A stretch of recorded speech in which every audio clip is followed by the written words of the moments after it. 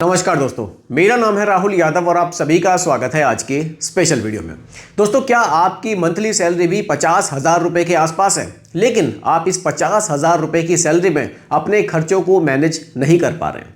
आपकी salary month and तक आते आते पूरी तरह से खत्म हो जाती है, आप सेविंग्स भी नहीं कर पा रहे हैं और आप इन्वेस्टमेंट भी नहीं कर पा रहे हैं। तो वीडियो को एंड तक जरूर देखिएगा, वीडियो आपके लिए बहुत ही ज़्यादा इन्फॉर्मेटिव होने वाली है।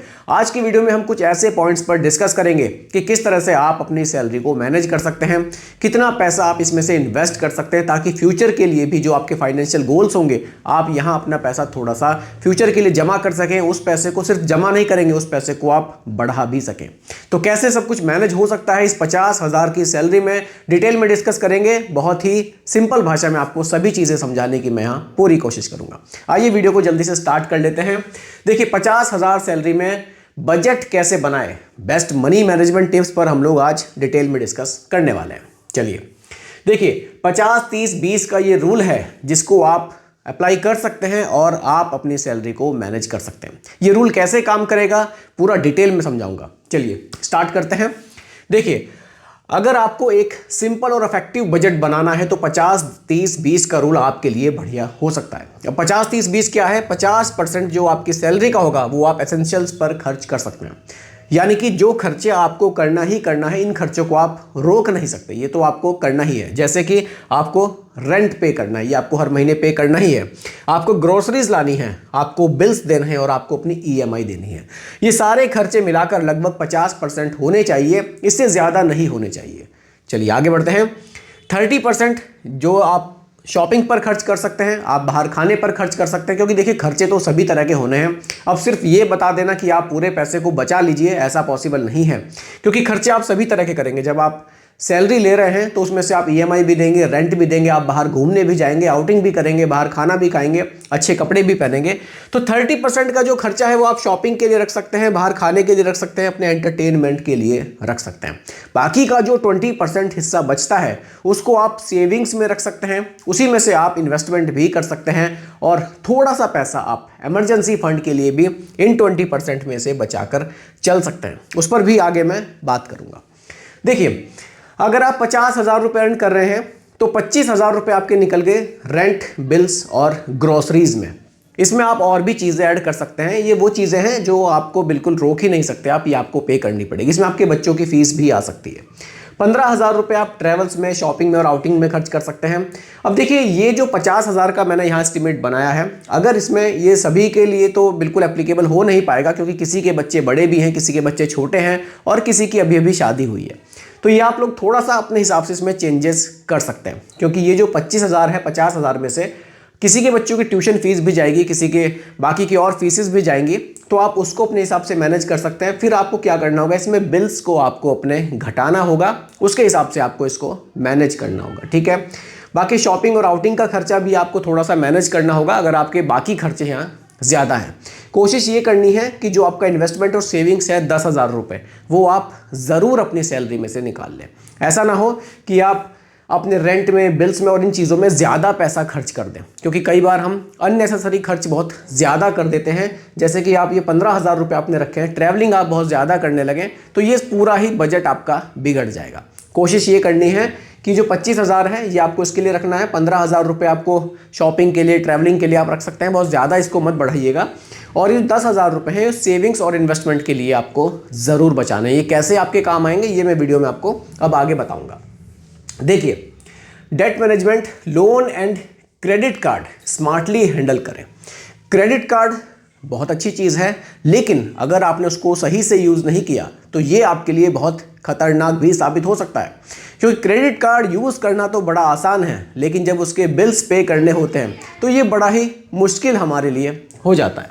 देखिए, अगर आपके पास क्रेडिट कार्ड, बिल्स या लोन्स हैं तो सबसे पहले उन्हीं को स्मार्टली मैनेज करना इंपॉर्टेंट है। जो आपका क्रेडिट कार्ड का बिल है या आपकी लोन की ईएमआई है, सबसे पहले आपको उसको पे करना ज़रूरी है, क्योंकि अगर वो आपने टाइमली पे नहीं किया, एक तो आपका सिबिल स्कोर खराब हो जाएगा और दूसरा आपका बजट पूरा बिगड़ जाएगा, क्योंकि उस पर आपको जब इंटरेस्ट पे करना होगा तो वो बहुत ज़्यादा पे करना होता है।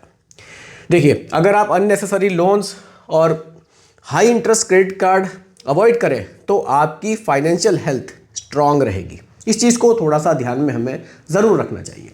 देखिए, high interest debts, credit card, personal loan पहले क्लियर करें। जो आपकी ईएमआई है वो 30 से 40% सैलरी से ज़्यादा ना हो, कोशिश करें ये 30% तक ही रहे। यानी कि अगर आपकी 50,000 रुपये सैलरी है तो 30% यानी कि 15,000 रुपये से ज़्यादा का लोन जो आपकी इंस्टॉलमेंट है उससे ज़्यादा आपके ऊपर नहीं होना चाहिए, नहीं तो ये आपके बजटिंग को बिगाड़ सकती है। क्रेडिट कार्ड का हमेशा फुल जो आपका बिल है वो पे करें, उसको मिनिमम पेमेंट आप ना करें कि अभी इतना पेमेंट कर देता हूँ बाकी मैं आगे कर दूंगा, हमेशा उसका फुल पेमेंट करें। अगर आपको लग रहा है कि मैं पेमेंट नहीं कर पा रहा हूँ तो अपने खर्चों को घटाएं। ये आप जो क्रेडिट कार्ड का बिल है उसमें एक ऑप्शन आपको मिलता है कि आप मिनिमम भी पे कर सकते हैं, लेकिन वो हमारे लिए घातक भी हो सकता है। कोशिश करें कि उसको पूरा पे करें। पूरा पे करने की आदत डालेंगे, बिल्स ज़्यादा होंगे तो कहीं ना कहीं आप ऑटोमेटिकली समझेंगे कि हाँ मैं खर्चा ज़्यादा कर रहा हूँ, मुझे क्रेडिट कार्ड के बिल्स अपने कम करने चाहिए। ठीक है, आगे बढ़ते हैं। इमरजेंसी फंड, फ्यूचर सिक्योर करने का प्लान। इमरजेंसी फंड अपने पास होना बहुत ज़रूरी है। देखिए इमरजेंसी कभी भी आ सकती है, ये बताकर नहीं आती।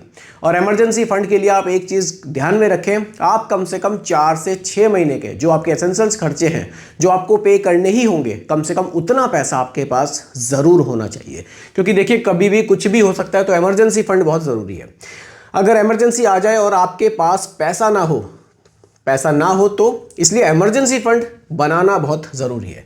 आप सोच कर देखिए, कोई ऐसी इमरजेंसी आ गई, आपको हर महीने जो सैलरी मिल रही थी 50,000 रुपये एकदम से बंद हो गई, तो आपके क्या कंडीशन रहेगी। ऐसे में कम से कम 4 से 6 महीने का अगर आपके पास इमरजेंसी फंड होगा तो आप जो अपने एसेंशियल्स हैं उन वहाँ से पूरे करते रहेंगे, तो ये आपको कहीं ना कहीं आपको स्ट्रांग रखेगा। आपको एकदम से ऐसी परेशानी नहीं आएगी कि मैं एकदम से क्या करूं। अगर आपको 4-6 महीने का टाइम मिल जाएगा तो आप आगे फिर अपने लिए कुछ ना कुछ नई जॉब ढूंढना या कुछ बिजनेस स्टार्ट करना, कुछ ना कुछ आप ज़रूर कर लेंगे। लेकिन अगर इमरजेंसी फंड नहीं होगा, एकदम से खर्चे आपके पास रहेंगे, पैसा नहीं होगा, तो कहीं ना कहीं ये आपको बहुत ज़्यादा परेशान कर सकता है और आप कुछ नया बिजनेस या नई जॉब के लिए तो शायद सोच भी नहीं पाएंगे। 3 से 6 मंथ का एक्सपेंस बैंक में रखें। आप उसको सेविंग अकाउंट में रख सकते हैं, उसको फिक्स डिपॉजिट कर सकते हैं, आप उसको लिक्विड फंड में भी डाल सकते हैं। ये भी बढ़िया ऑप्शन है, आप जब चाहे यहाँ से पैसा इजीली विड्रॉल कर सकते हैं। इमरजेंसी फंड ऐसी जगह होना चाहिए कि जब ज़रूरत हो तब हमें मिल जाए। हम उसको बिल्कुल इमरजेंसी फंड को ऐसी जगह इन्वेस्ट ना कर दें कि इमरजेंसी फंड है मैंने स्टॉक्स में निवेश कर दिया, उसका फिर कोई बेनिफिट आपको नहीं मिलेगा। पता चला इधर आपकी इमरजेंसी आई, उधर आपके स्टॉक्स भी डाउन चल रहे हैं, तो ये फिर आपके लिए कहीं ना कहीं नुकसानदायक हो सकता है। अगर आप 10,000 रुपये इमरजेंसी फंड में डाल रहे हैं तो महीने में आप 6 महीने तक डालेंगे तो 60,000 रुपये भी आप यहाँ जमा कर सकते हैं।